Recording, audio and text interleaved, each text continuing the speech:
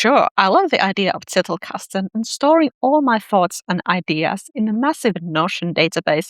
But how long can I actually keep up with that stuff? A week at most, assuming that my ADHD meds are working. If either of those methods works for you, great. But you have perhaps wandered into the wrong video, and I don't think you're going to get anything useful out of this unless you're like in love with me or something. For a writer, there's nothing worse than knowing that you had a great idea, you wrote it down somewhere, and now you can't find it in your scattered pile of notes. But the solution to that problem isn't necessarily watching an hour-long video on how to set up a Notion database in just 4 hours.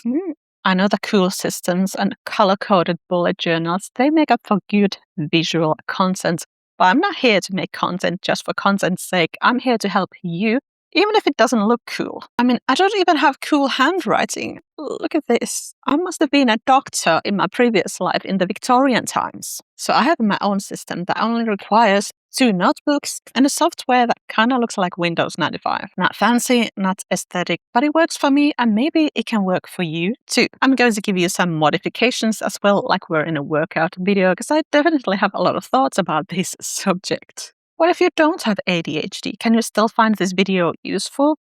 Definitely, if you have a lot of scattered thoughts, you're a busy person with more ideas than time. Hello, fellow mom writers. Or maybe you just want simplicity in this era of AI tools and complicated systems. So let's talk about how does this system work. The first thing you're going to need is your idea storage. And for me, that is just a simple notebook. This is my actual notebook where I've been writing stuff about this specific story. And it's just, I've purged all my thoughts and ideas here. Again, beautiful handwriting. I ask myself a lot of questions about my story and then answer them. And if I can't answer them right now, I will answer them later. But when I get the question there, I know that it's something I'm going to have to deal with later. And I write down any random thoughts and ideas I have about this story.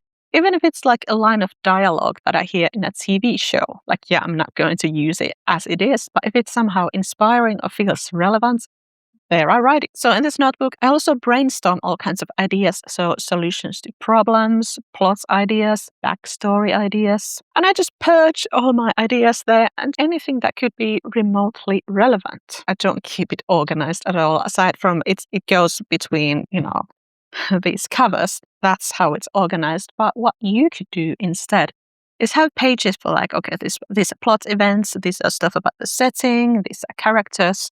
That could be a good way, sort of a general way of organizing things without getting into like having this whole color-coded system that might actually take more time to figure out, but it's going to save you time. And I know people have different preferences for notebooks. So I know there are many poor people who like the idea of notebooks. They buy nice notebooks and then they're like, oh, this is too nice. I can't write in this.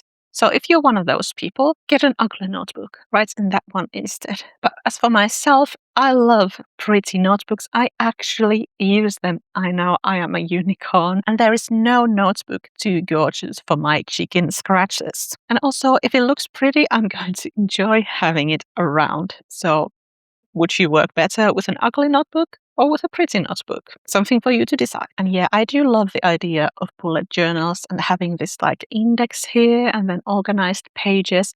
But you do need to know for yourself whether this is something that is actually useful, or will you actually end up losing your ideas while trying to stay organized and stick to your index and stuff? So I've tried bullet journaling. It wasn't very fun and inspiring for me, mainly because of the whole handwriting thing. But also I liked the idea of having this index and all these certain pages. But then I didn't feel like I could stick to them. So I just purge anything on here. So then what you're going to need next is another notebook. It's going to be your writing companion. So for me, I like to create a scene by scene outline and I refer to it while I'm writing. So first I create a scene list, just a numbered list, and then briefly describe the scene. And then I structure and plan each scene on its own page. And before I do this, I go through my random purges of ideas and then look for stuff that I'm actually going to use and just cross out anything that isn't applicable to the story as how I actually want to write it. Like if I'm trying to answer questions that I have, I write a lot of answers. Some of them are very bad. And then one of them is like, oh, yeah, this could work. Yeah, let's take this one. So, just the ideas that are not going to end up in the actual story. I just go, no, not this one, not this one, not this one. So I go through this random collection of random thoughts and ideas, and I come up with my scene list and then outline my scenes. And then this other notebook it's next to me while I'm writing on the computer. But you don't have to have a scene list or outline each scene if you don't want to. If that isn't something that works for you, I do recommend trying it. But yeah, you could have character profiles. Look through your notes about your characters. Like, oh, what is this person like? Okay, I'm going to pick this and this thing here. And then just rewrite it, including the stuff that you actually want to include. Anything that is going to be helpful for you, your process, and your brain. Just think of how can this second notebook support you the best. And yes, you could do this on like Google Docs or something, and then use the document's outline as like, here are the characters, and here's the settings, and here's the plot to help you stay organized if that's something you want to do instead. If you prefer the idea of having your writing companion in a digital form rather than in a notebook form. And I generally always recommend outlining your story and using any method that works for you. So is it going to be a scene list and then having your scenes outlined? Or is it just going to be like a bullet point list of the 5 main plot events of your story? Is it going to be pictures? It doesn't matter. Pick the one that actually works for you. So after I've got my plot figured out, to the extent that I can figure it out before I start writing, I move on to using yWriter. I've mentioned this software several times in my videos because it's something I actually use and something that I love. It's free and it's just so lightweight and easy to use. It doesn't matter if you have an older computer.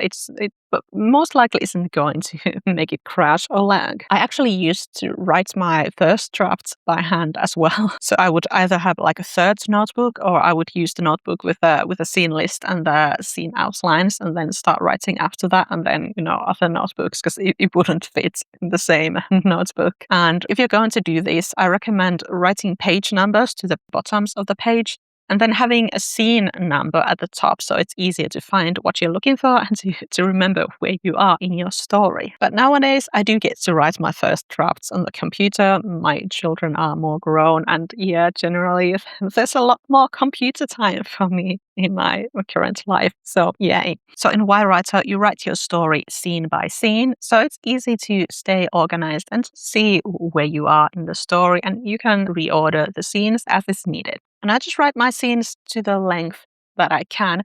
There will be gaps there for me to figure out later, and that is okay. I finished a first draft last week, and there are still a couple of scenes that just say, write something here. Something important needs to happen here. And it's fine. It's part of the process. When you're using something like yWriter, it's easy to find these scenes and just to have these placeholders. So if you had been writing your first draft by hand like I used to, then here would be this sort of like a new layer of editing. So you would read what you've written here and then just type it on the computer. And I wouldn't recommend like really editing it there, but you can decide to leave something out. It's like, oh, this is too cringe to go into the story. And then you would also process it at the same time. So you could also take notes like, oh, okay, this is bad, and I need to change this. So have a separate file for notes that you're going to want to make, or put them in your notebook, or there's also space in yWriter for scene notes. So yes, if we've known each other for a while, you already know that I offer many different kinds of digital tools for writers that help you plan and outline your stories. But that doesn't mean that I think planning digitally is the ultimate way to plan your story. It's just I want to cater to as many types of writers as I can. If you do like the idea of using Notion, but you don't want to spend like hours figuring it out, you could add this simple novel planner where you just plan your scenes, settings, and characters. Or if you would like something more robust but still easy to understand, I also have this Notion dashboard with many different kinds of sub-pages and trackers and stuff. I'm not in any way against using technology to plan and write your novels, obviously. I just want to give you options and show you what I actually use, even if it doesn't make up for pretty flat lays and aesthetic mock-ups. If you'd like more writing tips for writers with busy and messy lives, do subscribe, and I will see you in another video.